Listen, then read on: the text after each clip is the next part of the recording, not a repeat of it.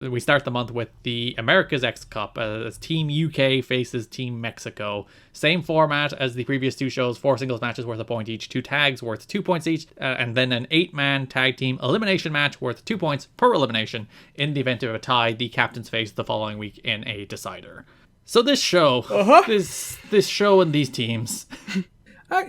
I didn't hate this show. I kind of liked that the whole story was that there is a huge gulf in quality. Like, they knew it, and they made it the story. Yeah, and then that was the whole point, was that, like, when it came up to the straight-up matches, Team UK were getting their shit kicked in, so they had to start cheating to win, and that's how they started catching up.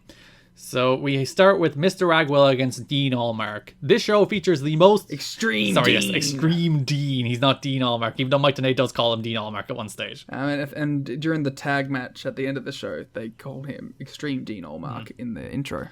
This show features the most Chris Hero shoutouts in TNA history. I heard the Chris Hero shoutout, and I didn't think I heard it right. I was like, that can't actually be Chris Hero. So Mike Tenay notes that pretty much all of his commentary notes, all of his like scouting reports come from Chris Hero about who all these Team UK people are and who to expect. They should have put him on the show.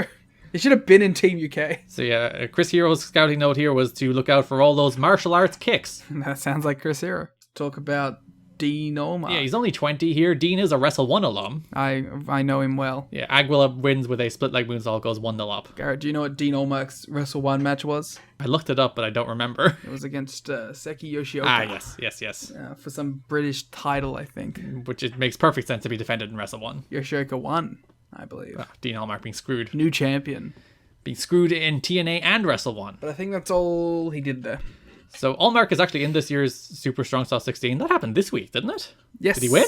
He's he shows up in Progress every now and again. He recently wrestled Gresham there. Did he win? Strong Style 16? Or the Ring of Honor title. Or the Progress title, whichever one was on the line.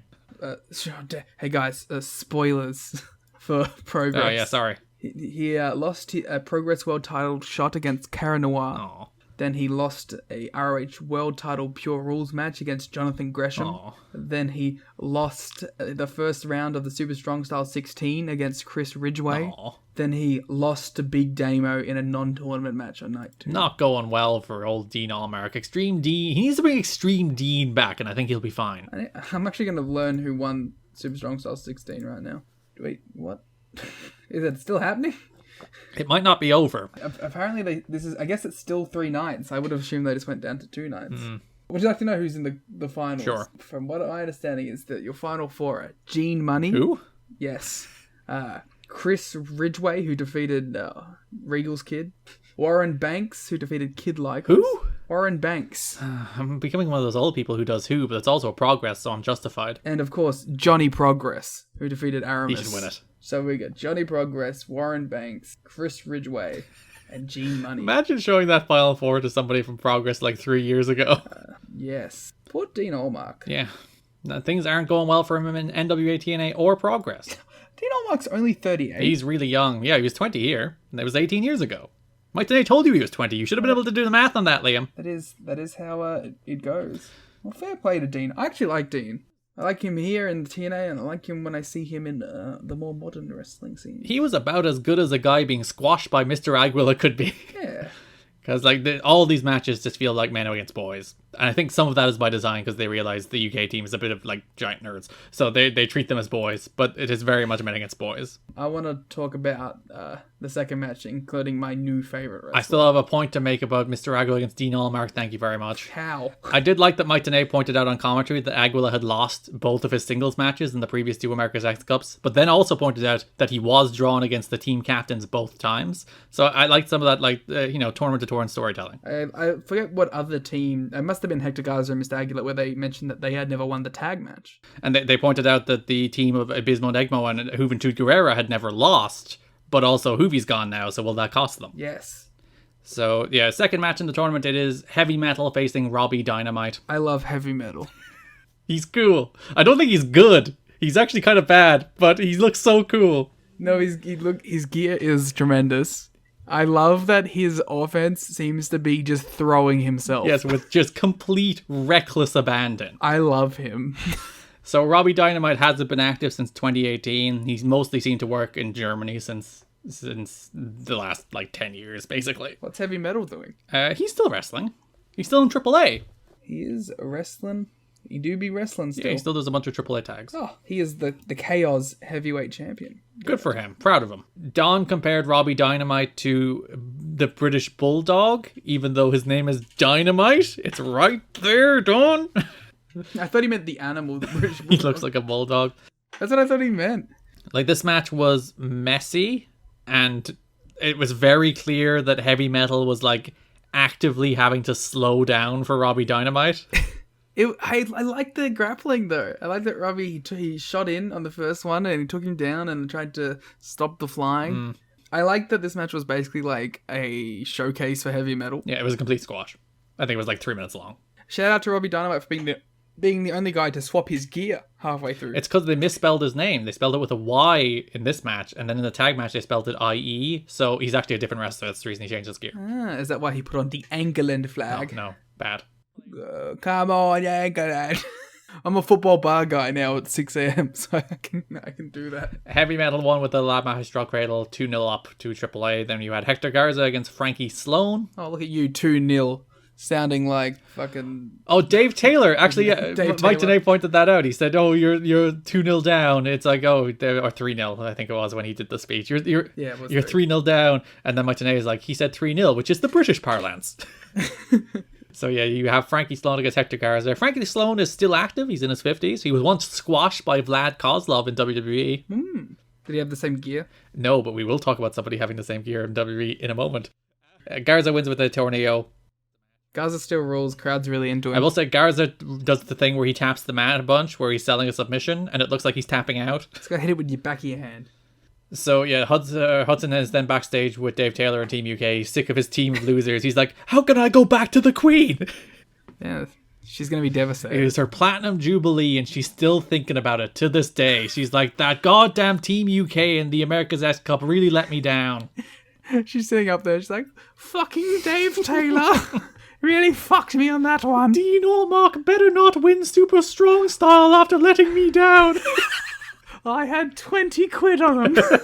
So you do get James Mason against Abismo Negro in our fourth singles match, as Liam has just lost it to the Queen. The Queen betting on the World X Cup is really funny to me. Just putting some money down on James Mason to beat Abismo Negro. She's like, oh, fucking Frankie Sloan. That bastard couldn't even get a good gear. Mike Tenay points out that Team AAA have had quick starts in all of these tournaments with them never being behind after round one. There's a lot of fun factoids coming from Mike today. Yeah, today. he did all his research. Hooray. To be like, all of these, there's actually history and stats we can draw on now, because this is the third one of these we're doing. I actually like this show-long story too. I might like this one better than the last one. Even though it's probably worse wrestling. Yeah, I liked the actual... Because that was the thing that I was disappointed with in the first one, where I thought they had a good story going, but then they gave up on it. The Team Canada one didn't really have a show-long story, but this one did. And that's what made it stand out a little more to me. So James Mason defeats Abismo Negro with interference from Dave Taylor. He hits Negro with a British flag, allowing Mason to win with the crossface chicken wing. 3-1. I thought James Mason was actually pretty good, but boy, did he just get this singlet?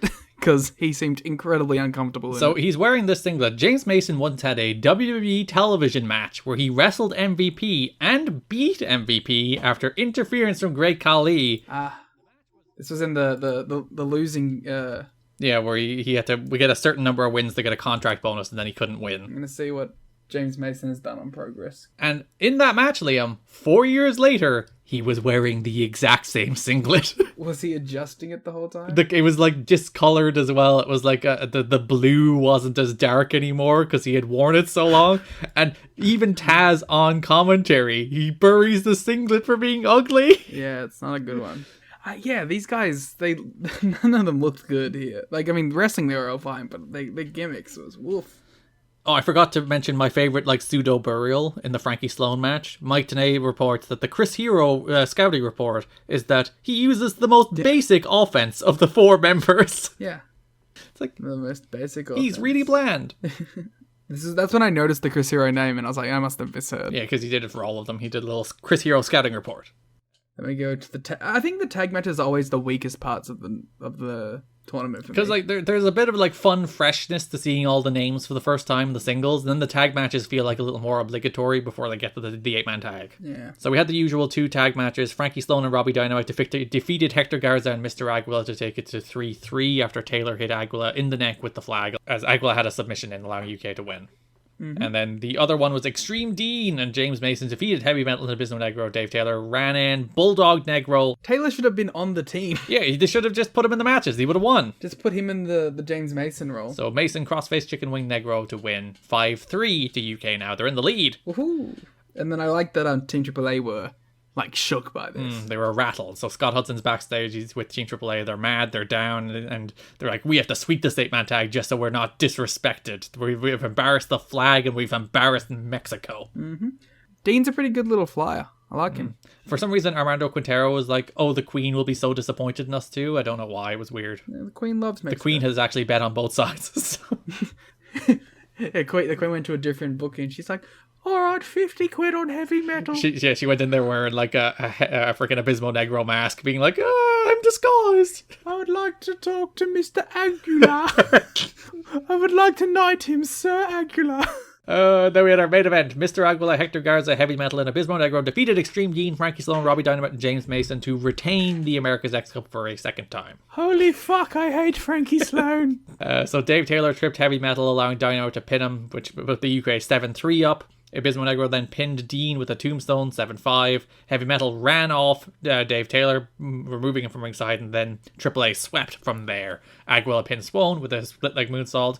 Garza and Aguila then hit stereo moonsaults to eliminate the last 2, which feels like it shouldn't be allowed in a 8-man tag team elimination match, but still. This is bullshit. The Queen is robbed. They've right fucked me here. Tenay points out that Hoovy and Abysmal were 2-0, by the way, and then that's how they do without Hoovy. I like that they didn't just ignore that Hoovy wasn't there. They weren't just like, oh, Hoovy's not there. It's like, oh, pretend Hoovy was never on this team. It's like, no, they won the 2 with Hoovy, and we're going to actually ask the question, how will they do without Hoovy? Yeah, it was good. So Team AAA win again.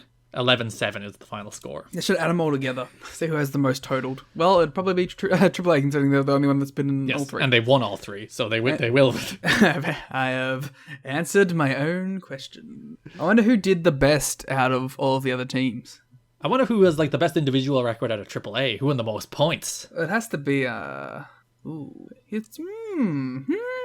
probably has to be Hector Garza. It probably is. He wins a lot of his matches, but he's lost both of his tag matches, which are worth 2 points each. So, but I feel like he always finishes them like the multi-man because he's captain. But even when he wasn't captain.